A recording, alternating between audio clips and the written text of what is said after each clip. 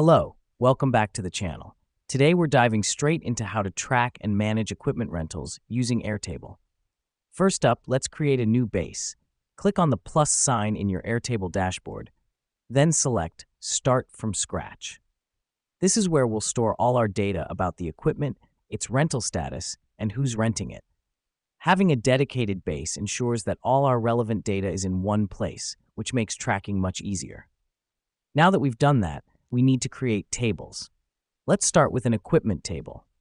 Click Add a Table, name it Equipment, and add fields like equipment name, status, and renter. The reason we do this is to organize information about each piece of equipment. Next up, create a renters table. This table will hold information about the people who are renting your equipment. Include fields like name, contact information, and rented equipment. This helps us because it allows us to quickly see who has what equipment and how to contact them if needed. Then, it's time to link records between tables. This step is crucial for managing rentals.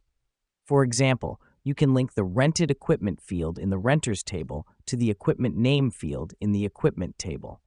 This allows us to see an overview of who has rented what equipment and when it's due back. Here's what's happening behind the scenes. Airtable is creating relationships between your data, making it easier for you to manage your rentals and track your equipment. Lastly, let's use Airtable's calendar view. By setting the due dates for the rented equipment, the calendar view will help you keep track of when the equipment needs to be returned. This is important because it helps prevent equipment from being overdue and ensures timely returns. And there you have it. You've now set up an efficient system for tracking and managing equipment rentals. With your new Airtable base, you can easily monitor who's renting what and when it's due back. Thank you for joining us. Until next time, happy tracking.